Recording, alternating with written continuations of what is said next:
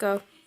Hi, I just want to show you real quick how easy it is to make bone broth. It's one of the best things you can do for your stomach, and really helps in that healing process. So we're just going to real quick. So these right here are just some soup bones that we had in the freezer. We get a half a cow every year, and they give you all of these too. So you can use soup bones, you can use any bones you have, you can use things like hooves and marrow, and all of that gives a lot of good gelatin and minerals. So I did go ahead and I roasted this for 45 minutes at 425 first.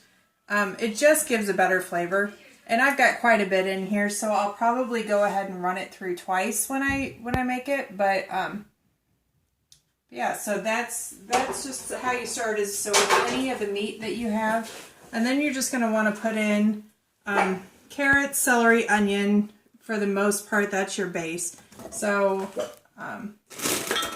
probably, I don't know, maybe 6-ish carrots or so of the big ones. So I'm just going to throw some handfuls in here.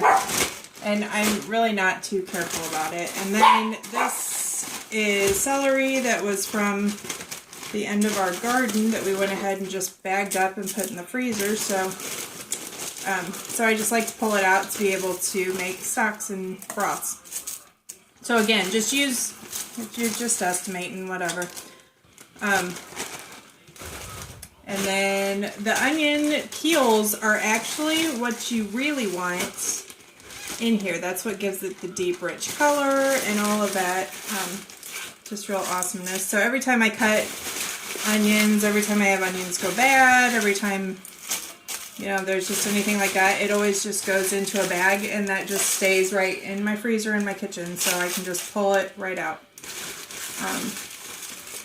So I'm just going to shove all this down in here. And I don't have an Instant Pot, so I can't show you 2 hours later what it looks like. This is going to take anywhere from 24 to, I don't know, 48 or so hours. And like I said, sometimes I'll just go ahead and I'll run that meat and the bones through more than once. It just depends how much there is there. So, and I also put a little bit of apple cider vinegar. And I always use the Bragg's, the one with the mother. So, but that vinegar is going to pull all the nutrients out of the bones. And then you want to put some thyme, and I wish that I had fresh thyme. That'd be helpful. And some whole allspice. And I always like to put a couple bay leaves. So after this, and then you're just going to top it with water. You can use filtered water if you're on like town water or whatever, but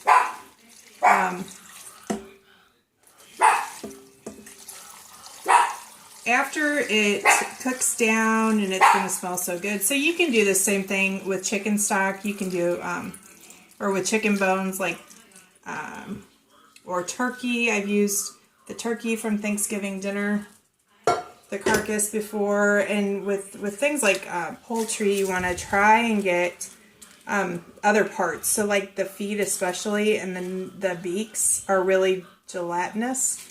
So they make for a really nice beef broth stock. So, but once this goes ahead and it's going to cook up,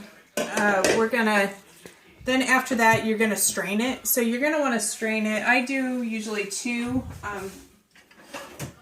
times. Usually I put it through the big strainer just to get all the vegetables, all that kind of stuff out. But then I'm going to run it through like a smaller strainer that's got a cheesecloth in it. So that's all there is to it. And then I usually can mine. You can just start drinking on it. You can also run this as in a crock pot or an Instant Pot as a continuous broth. And then you just take a cup or whatever out a day and just replace with water as it goes down. So that's it. Thanks.